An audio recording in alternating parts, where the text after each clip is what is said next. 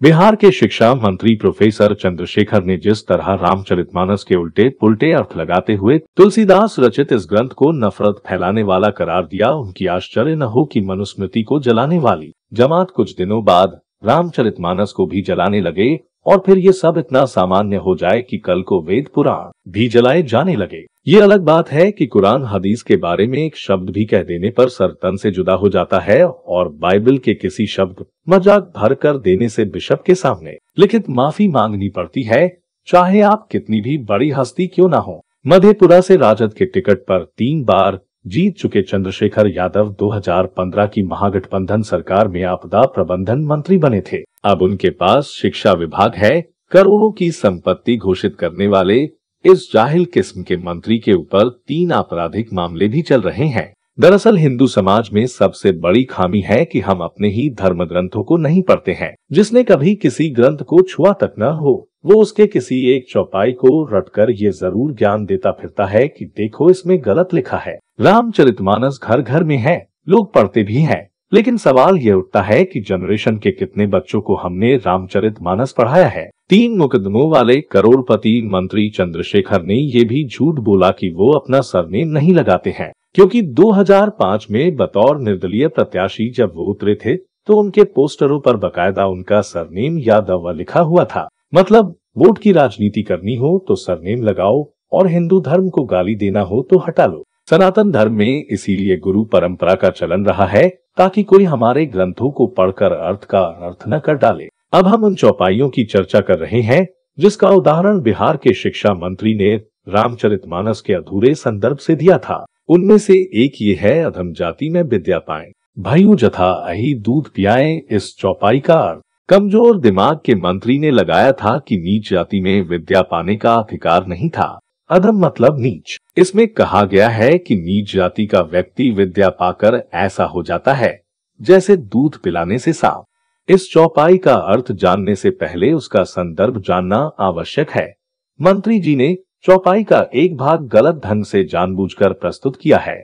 जब कोई कहानी कही जाती है, किसी सत्य घटना को बताया जाता है या कोई उपन्यास नाटक ही लिखा जाता है तो उसमें कई किरदार होते हैं।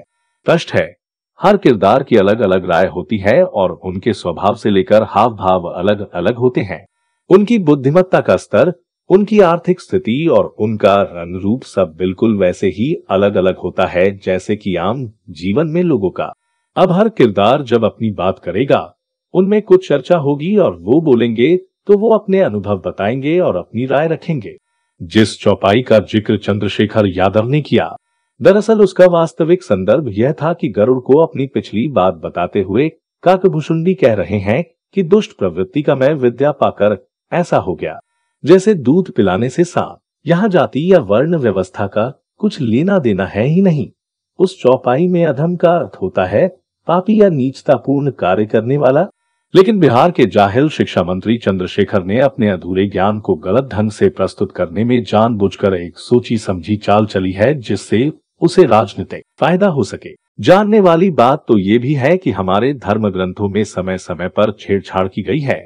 मुगलों के समय उनमें कई चीजें जोड़ी हटाई गई तो अंग्रेजों के समय उनका गलत अनुवाद हुआ। अगर जाति भेद सनातन का अंग होता तो क्या निषाद समाज के नल राजा होते। भगवान श्री राम शबरी के जूठे बेर खाते और नाविक के वट को गले लगाते।